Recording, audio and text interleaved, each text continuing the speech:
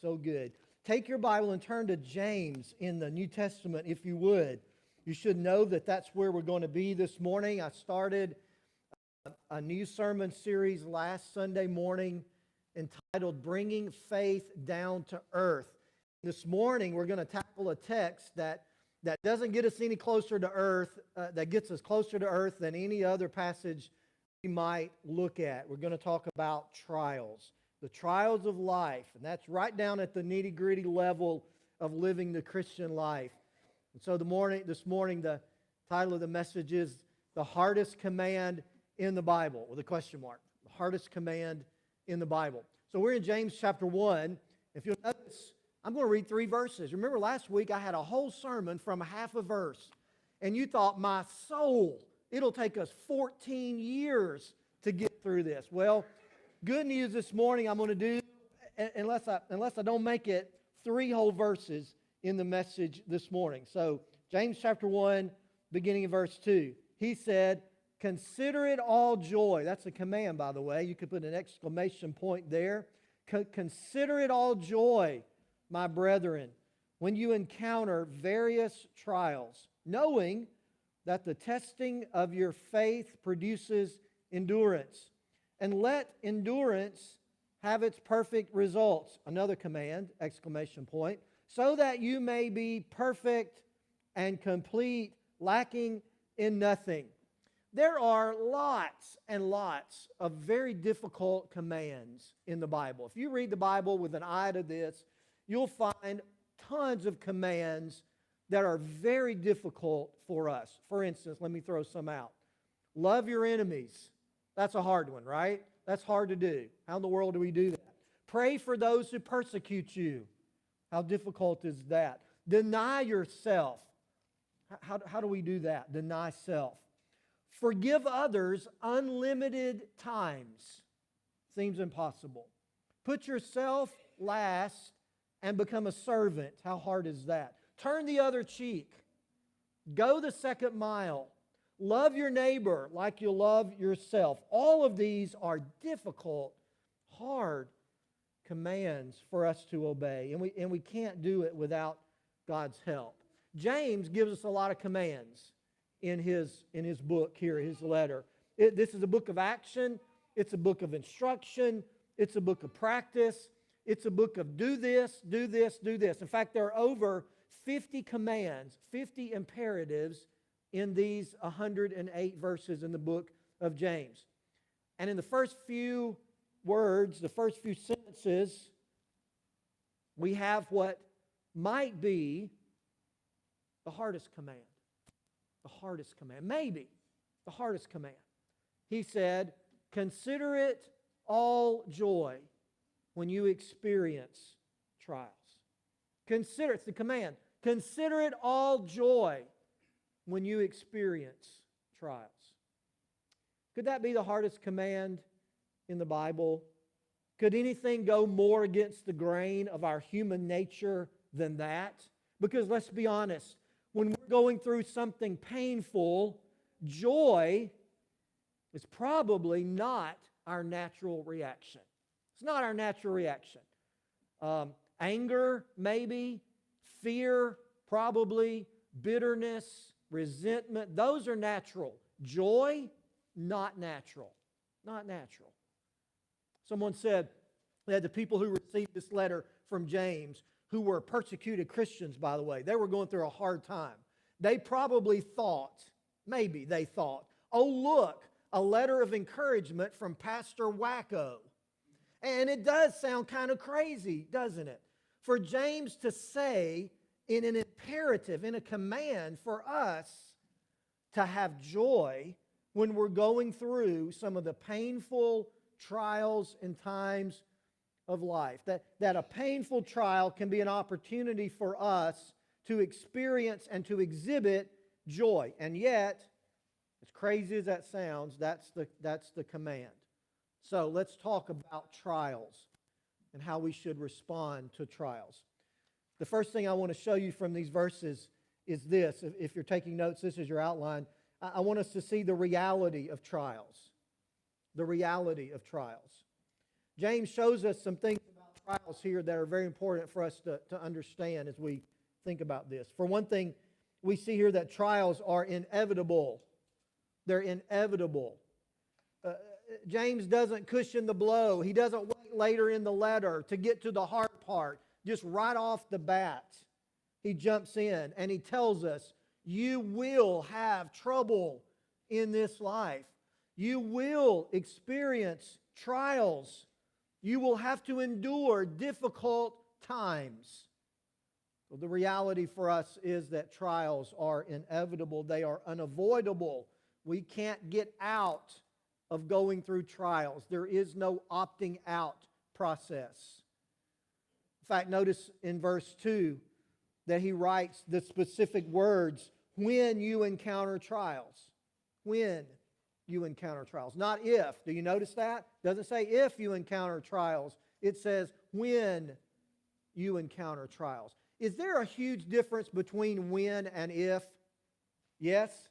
There's a huge difference between when and if. If your boss comes to you and says, when you get your paycheck, that means one thing. If your boss comes to you and he says, if you get your paycheck, that's totally different, right? There's a world of difference between those two words. When, there's a certainty there. There's an inevitability there, right? It's something that's going to happen. And that's what James says. Trials are inevitable when they come to us. And this even and especially includes followers of Jesus. Followers of Jesus. That's who he's writing to. He's writing this to us. And it even happens to dedicated followers of Jesus. In fact, this instruction was written to Christians who were so dedicated to their faith, so ingrained in the Christian faith and pursuing Jesus, that they were undergoing suffering because of it. They were being persecuted.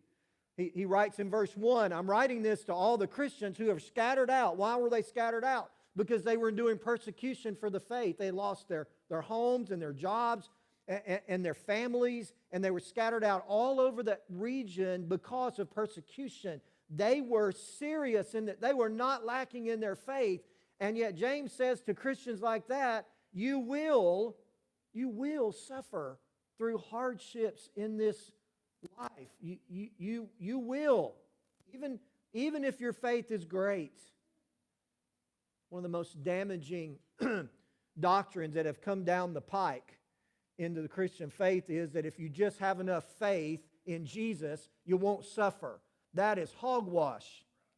That's hogwash. And there are a lot of people who teach that. Well, you know, if so-and-so's suffering is just because they don't have enough faith, and if they'll just have enough faith, the trials will leave. That is not true. That is not what the New Testament teaches. In fact, the New Testament teaches that when you become a Christian, you're likely to suffer more than otherwise. Right? That's the nature. And I would say to you as a warning, kind of half-hearted warning, if you are lost, maybe you're just watching us, if you're lost and you're considering becoming a Christian because you think it'll make your life easier, I would reconsider that motivation because it's not likely to happen. The reality is, even for dedicated Christians, maybe more so for dedicated Christians, trials are inevitable. We're all testimonies of that, aren't we? We're testimonies of that. It's inevitable that we suffer. For another thing about trials is that they're unlimited. They're unlimited. That doesn't mean they happen all the time. It means that there are all kinds of them. Look in verse 2 at the word various. You see it there? It says when you encounter various trials. It's the word variegated. If you have a variegated plant, that means there are different colors. It means multicolored. So that means there are a variety of trials that we face.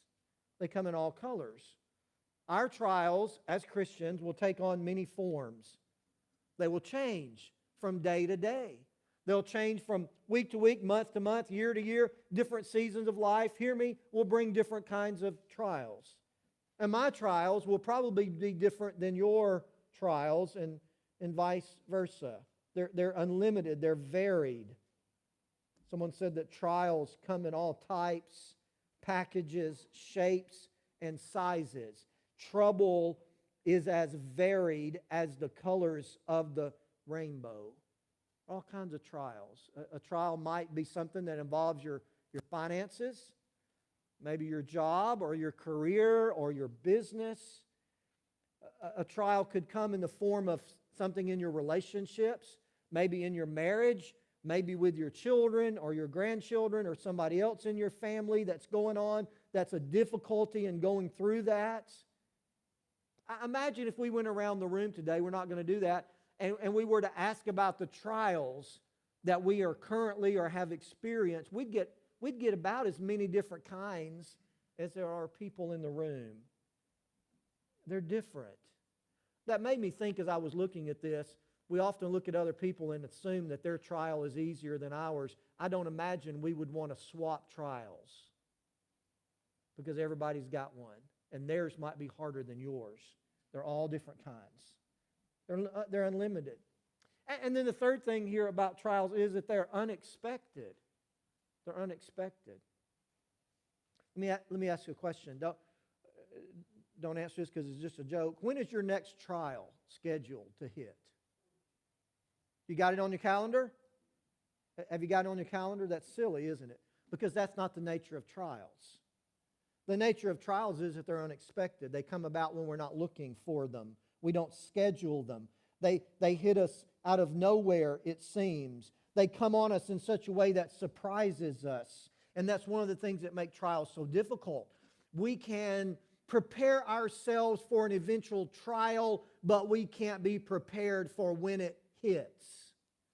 You can get up in the morning, and we've all had this happen, and you've got your day planned out, and you think everything is kind of going to go smoothly, and it doesn't take very long before the phone rings, or you get a text message, or somebody comes to your door or calls you on the phone, if anybody does that anymore, and suddenly you're thrown into a trial. They're unexpected. You didn't plan for it to happen that day. We're just cruising along in life, and everything is going well. And suddenly, just like that, things can change. None of us get up in the morning and say, I think I'm going to have a trial today. I try to plan my weeks out, nowhere on my calendar. Next Tuesday, I think that's going to be the day. That we don't do that. They're unexpected. In fact, look at the word there in verse number 2. Consider it all joy, my brethren, when you encounter. That word encounter is a very specific word. It's very rare. It's only one of 3 times that it's used in the entire New Testament. It means to fall into something unexpectedly. To fall into something. I didn't plan for this. I didn't think about it when I got up this morning. I just fell into it. Jesus used the same word in the story, the parable of the Good Samaritan that he told. You remember that story? He talked about this man who was on the road traveling, and it says he fell among thieves. Fell among, that's the word encounter. To fall into something unexpectedly. That man did not plan on being robbed that day. He didn't anticipate it happening. It was sudden and unexpected and unplanned for. And that word, that is the way it happens with us, right? You know this. They come out of nowhere. They're unplanned. And they're unexpected and they're surprising and they're sudden. You're living life and just like that, everything changes. And you find yourself immersed in trouble and pain and heartache. So what do we know about the realities of trials? Though they're inevitable, they will come. The old saying is, if you're not in one now, you're headed for one, right?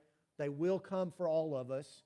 They are unlimited. They come in all shapes and sizes. They are unexpected. They could hit at any moment.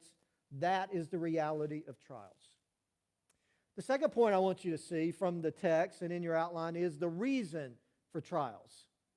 The reason for trials. Now stay with me because I'm going to circle back to the joy part of the message in just a little bit. But hear this. This has got to come first.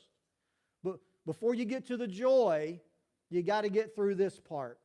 Because hear this very carefully, in order to have joy in trials, we first need to see the reason for the trials. Right? Because the only possible way we could find joy in pain is if there's something good to come out of that pain. Did you hear what I just said? The only way it makes sense that we would expect to have joy in pain is if we know there's something good coming out of that pain.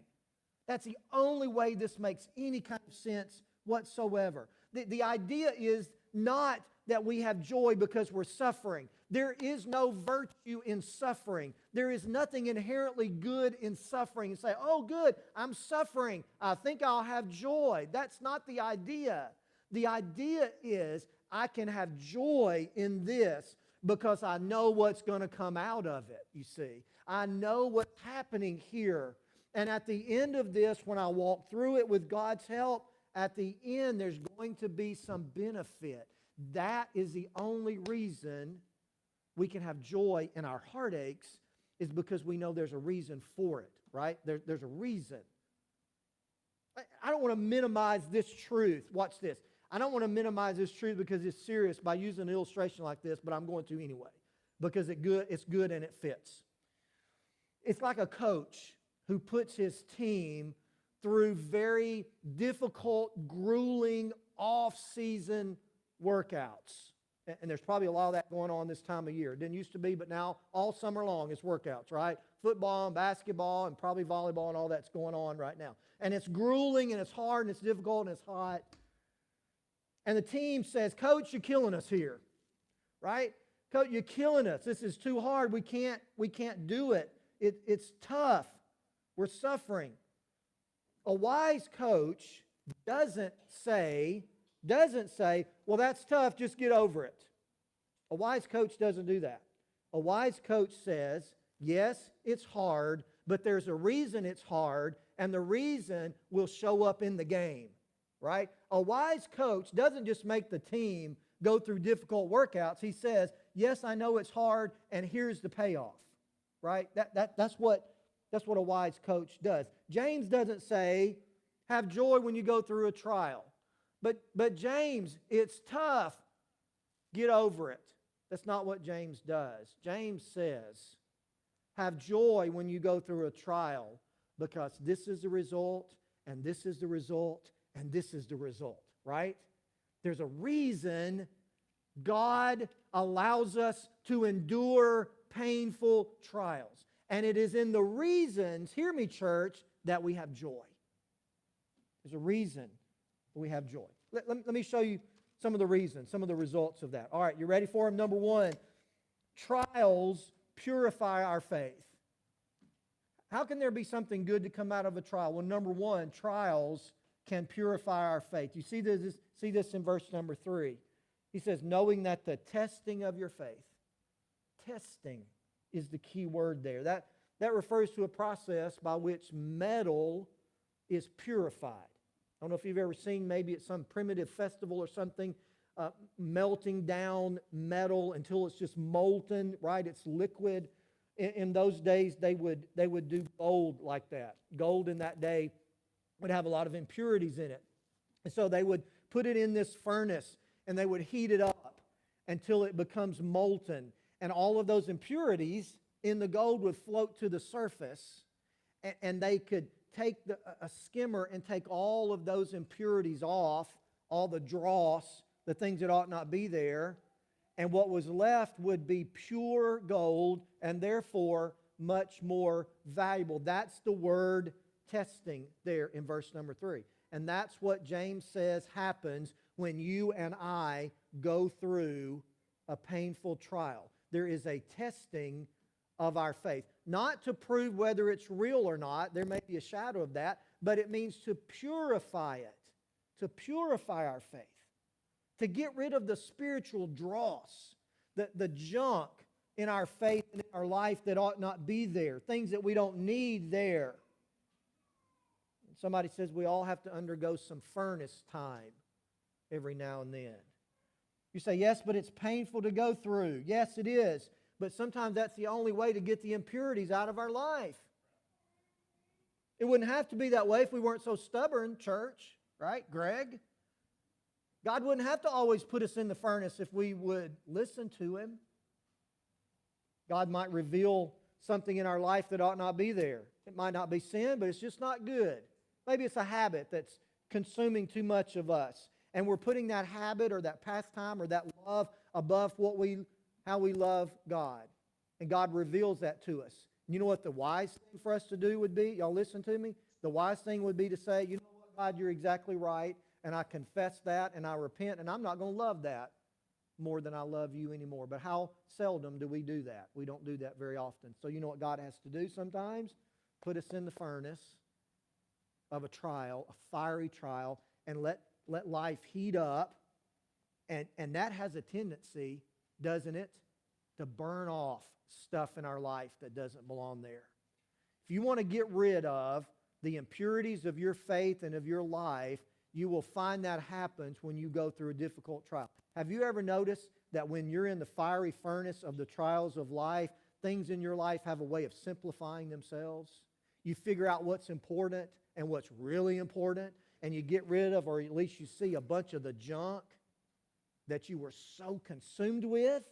And suddenly, when you're facing life and death, and you're down on your knees begging God desperately to do something, suddenly all those things that you're consumed with in your life, they don't mean a whole lot anymore. And you can say, right? Trials purify our faith. C.S. Lewis said that God whispers to us in our pleasure, but He shouts to us in our pain. Sometimes God has to yell at us, and He does that by bringing us through a painful trial. Another thing, reason number 2, God gives us is that trials produce spiritual toughness. Toughness. Look at the rest of verse number 3. I love this. Knowing that the testing of your faith produces endurance. Endurance. I like that word endurance. Some of your translations have the word patience there, and that's not the best translation of that word, the word patient. Some of your translations have steadfastness. That's a little bit better. Steadfastness or endurance. The sense of the word is staying power. What do trials eventually do in your life? They give you staying power in the faith. They toughen you up. They make us have endurance that we didn't have before. Fortitude, someone said. Someone said heroic toughness. Spiritual toughness. That's what trials do. They toughen us up. And I'll tell you, we need that as Christians. We need to be toughened up. We need to quit being weak Christians. We need to be toughened up. Now, I'm not asking for that. I'm not asking for that, right? But we need it. We need it. And one of the ways God toughens us up is to put us through a painful trial. We come out with more staying power. Yes, it's hard. But we can look at that trial differently if we know that when we come out the other side, it's going to have been good for us. Ken Hughes writes about this process. I love what he said. He said, we develop toughness or fortitude by repeatedly being tested and prevailing. And the more tests we pass, the tougher we become. He uses the illustration of a boxer. I know another sports illustration. Of a boxer who's trying to toughen up till he can eventually take on the number one opponent, right? Well, he doesn't start out in his first boxing match or bout against guy number one. He gradually builds up his toughness. And so he'll take on this opponent and he'll overcome. He'll beat that guy, right? And then he'll take on somebody a little bit tougher, and he gets tougher, and he'll take on something, and finally, he's so tough, he has so much endurance and steadfastness that he can take on the top guy and beat him. That would never happen without going through those tests before he got there, right? Hughes said, there's no way a fighter or any of us can develop toughness without testing. We need some toughness, most of us do. God does that through our testing process. Romans 5:3 says, we rejoice in our suffering, knowing that suffering produces endurance. When God wants to toughen us up, He usually brings us through a trial. Trials produce toughness in us like nothing else can. Suddenly, maybe Pastor Wacko doesn't look so wacko because there's a method to his madness and to what he's telling us. Spiritual toughness. One more reason for our trials, and that our trials develop spiritual maturity. Spiritual maturity. Look at verse 4. let endurance have its perfect result. Well, what is that result? If there's a plan here, what's the plan, God? So that you may be perfect and complete, lacking, lacking in nothing. He's talking here about spiritual maturity. You see the word perfect maybe in your translation, and that does not mean sinless perfection. It doesn't mean that we don't sin. It just means whole and complete. In other words, we're shooting for completeness spiritually. That's our goal. We're shooting, we should be at least, to be spiritually mature. I hope that's your goal as a Christian. If it's not, we got a problem. I hope that we're all shooting for spiritual maturity. James says one of the things that happens when we come through a trial is that we're more mature. We're built up, and we're perfect in the sense of being more complete in our faith. James was all about spiritual maturity. He uses the word for perfect or mature here more than any other New Testament writer. He is all about us who ought to be mature and maybe not developing maturity. I think that's because, I don't know, James was a pastor. He was the pastor of the first church of Jerusalem, right? And so he was used to, I imagine, dealing with immature Christians a lot. He had problems in his church with immature Christians. They were spiritual babies when they should have been spiritual mature people. And I don't know if he's speaking from that experience or not, but all through the book he talks about being mature. And he speaks to us in that. You need to be mature. You know what our church needs and what every church needs? Mature people. You know where most of the problems in a church comes from? Spiritually immature people. Immature people.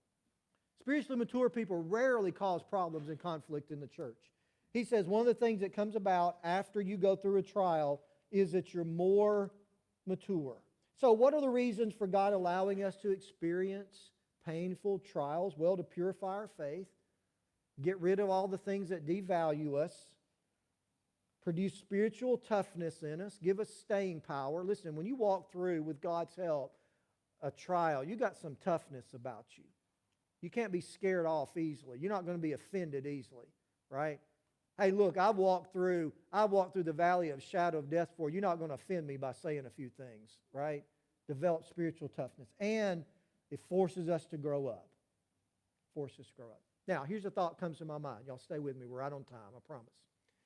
We sometimes struggle with the fact that it seems that non-Christians don't go through the same trouble and trials that we do. And that bothers us. You ever been bothered by that? Well, you know, I'm trying to live my life and I'm following Jesus as best I can, and I've just got one trial after another, and my neighbor over here, some of y'all got terrible neighbors, and my neighbor lives like a pagan, and they just seem to be making it fine. They never suffer at all. Why is that? Here's the answer to that if you've ever been bothered. It's because God is trying to do something in you that He's not trying to do in them, right? He's not trying to build up their faith because they don't have any faith. He's not trying to purify them because there's nothing there to purify. When you struggle with trials and your lost neighbor doesn't, it's not because you're being punished. It's because there's a privilege there. Because God's trying to do something in you He can't do in a lost person. But there are reasons for it. Now here's the last point. We can go home and eat lunch. You ready for that? Pastor, what was your favorite point in the sermon? I asked sometime. You know what the answer is? The last one. The last one. You hear about the old preacher, he took his watch off every time he started preaching, put it on the pulpit. Old preachers used to do that. I don't see any preachers doing that anymore. Put his watch right there. One day somebody in the congregation said, "Why does he do that? What's the reason for him to do that?" He said, "There's no reason. He never looks at it and he doesn't pay any attention to it." Right? That used to be funny. Third point. The response to trials.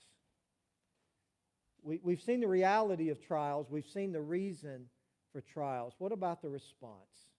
Well, remember what I just said. It is the reasons for our trials that produce the joy in our trials.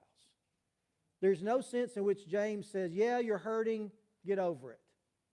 Yeah, you're hurting, just deal with it. No, he says you're hurting, but there's something beneficial in all that, and because of that, you can have joy.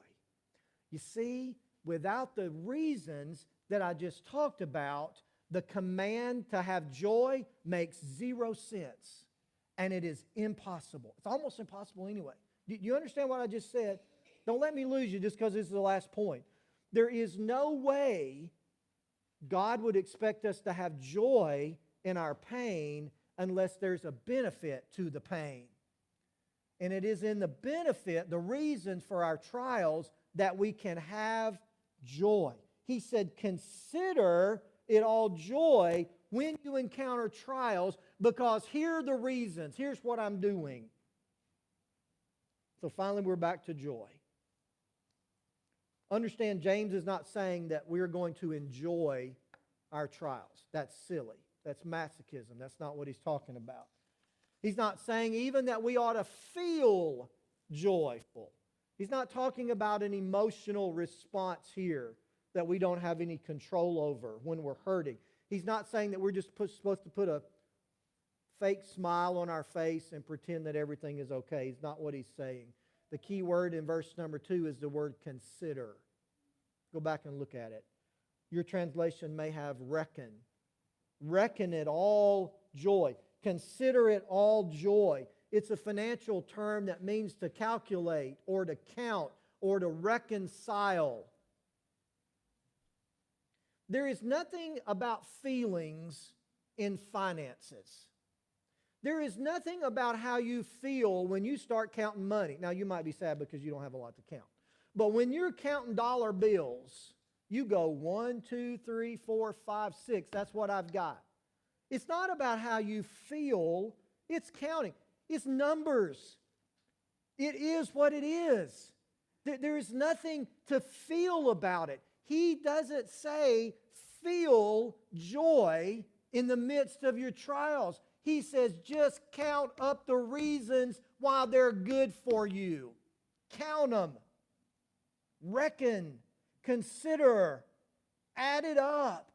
He's not saying that your natural emotional response is just, man, the doctor just called and I've got cancer. I feel so much joy. That is stupid. It's not what he's saying. I don't think I've ever said the word stupid from the pulpit, Kyle.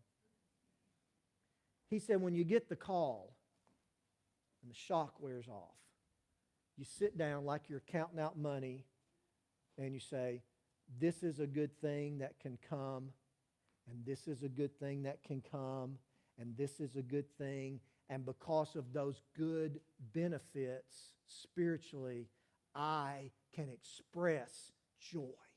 That's what he says. That's what he says. Not that you feel, not that you have an emotion, is that you decide, I'm going to express joy in the midst of this trial because there's this result and this result and this result, and those are good things. Can we have joy in the midst of our trials? Yeah, if we remember what God is trying to do and trusting His sovereignty and His grace and His plan. Somebody said that we learn to look at our trials as capable of being turned into our highest good.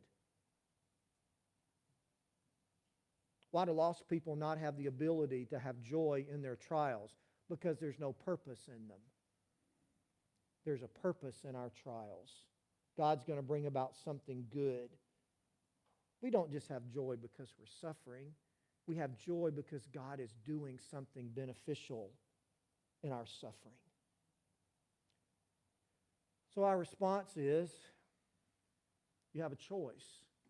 When a trial comes, whether it's a minor inconvenience or something very serious, you have a choice. You can respond in bitterness, resentment, blame, criticism, or when the shock wears off and you've been thinking and praying about it, you can respond by expressing joy. Not because it's easy and not because you enjoy it, but because, watch me, you're looking through the trial and seeing what's on the other side. A pure faith, a stronger faith, a tougher faith. And that's something good. That's what he's saying. Is it the hardest command in the Bible? It might be. It might be. Bow your head with me. Father, thank you for the impossible commands. Thank you that there's a reason you tell us to have joy. And while none of us are volunteering this morning, and we're not wanting more than what we already have on our plates, we can see how good things can come. And we can express joy because of that outcome. Call us to yourself, Lord. I believe there's somebody here who needs to know Jesus. I believe there's a man here, a father, a husband. I believe there's a mom here, a wife, a mother, senior citizen who needs to know Jesus so they can experience joy in trials. I believe there are Christians here who are hurting. They just need a little prayer that everything's going to be okay. That's the invitation today. We pray that in Jesus' name. Would you stand, your heads bowed and your eyes closed? Just very quietly stand where you are unless God prompts you to come. Maybe kneel here in the altar. Maybe have someone pray with you. I'll be glad to do that. Or maybe you need Jesus today. You need to repent and believe. I ask you to come in just a moment. For just a moment, you come. We'll wait. Heads are bowed.